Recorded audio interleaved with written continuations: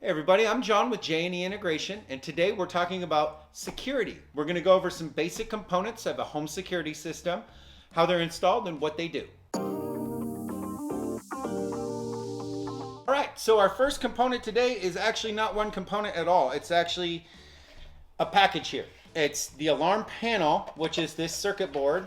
It's a circuit board, and it's got a bunch of connections on it. This is where all of your wired sensors connect to all of these on the side here. And then we have a bunch of connections that are like system connections and how other parts of the system are going to connect to this. This board is typically mounted inside of a metal enclosure just like this one here, and that keeps everything clean and up to code. Then what you have is you have a power supply. This is just a little block 16 volt, 16.5 volt power supply. If you see one of these by your alarm panel, do not unplug it. That's the power to your alarm panel. Then we have a battery. In case somebody unplugs the alarm system, it's still going to work because you got the battery there. Once again, if you unplug this, your keypads are going to start beeping. So don't do that. But yeah, these are your basic components for your system. You can even plug in a fire system to this, CO, or leak detection as well. This is a very, very advanced panel right here, and it's pretty much the only one I like to deal with. I'll deal with other ones, but I prefer this one. So ELK M1 Gold, fantastic. All right, so this next component, very simple, very quick. This is our IP module or Ethernet or internet module. This basically just has 3 ports on it. It's just gonna take serial signal or the signal from your alarm system and put it on your home network. That way you can access it with an app, or we can upload to it and change the programming, or you can have it connected with your automation system through the network as well. So IP module. Our next component is a extra input module. Every alarm system is going to have something like this as well. This basically connects to the alarm system and it enables you to have more devices on the system. So if you have more doors than windows than 16, which is how many the board has on it, then you have to add one of these guys in. This will give you 16 more zones for devices to live on. We just address them by little dip switches here, and they connect on the little bus wire. Super simple. Input module. Our next component is the keypad. Usually this is the next one I install in order. There's not too much to say about a keypad. This is probably the one that you're going to be most familiar with because this is what you interface with all the time with your alarm system.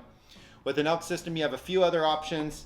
There's a little bit bulkier, a little older looking options, and then they also have a sleek little touch screen you can use as well. Overall, these keypads are fantastic. They last for a long time. They display words very, very legibly. They're good keypads. I love them. Super simple. They just plug in with 4 wires, which means it's a 4-wire bus. Keypad. Our next component is the motion sensor. Pretty simple little unit here. It just plugs into the alarm system, and then when anybody walks by it, it'll just pick up the motion from them. There's a little light on here that'll usually show you when it's activated by motion. You have 2 windows. The bottom one is for your pets. This one's for normal people here. And this is a 40-pound pet-friendly PIR, which means that you can have an animal up to 40 pounds in the house and it will not set this unit off. However, they do have 100-pound models, which doesn't seem too good because that seems like you could have a 100-pound person crawling around on the ground in the house. So I would stick with these motion sensors. You're going to need one of these or more. Okay, up next is our speakers. These are similar to sirens, but on this system, we do not need a siren because this system outputs a siren sound and it also speaks. So it can tell you front door, back door, Jane's window.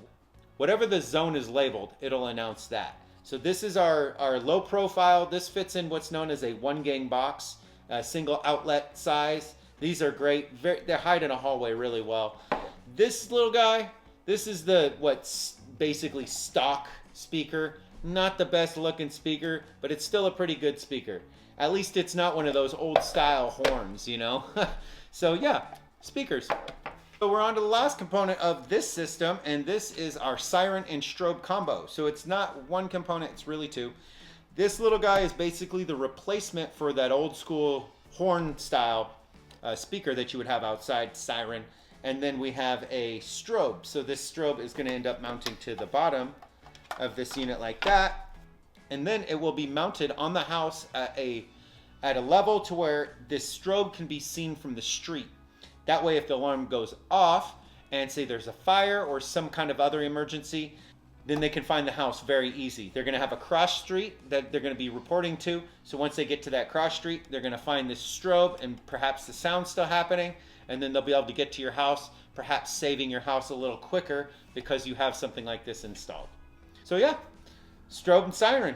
Now I know there's a ton more components that you can put on an alarm system. I just wanted to do a quick video for you showing you the basic components that create an average alarm system. Now I know smoke detectors, CO detectors, leak detection. If you want me to do any of these things, just leave me a comment down below. Don't forget to like and subscribe, and we'll see you next time. Thanks.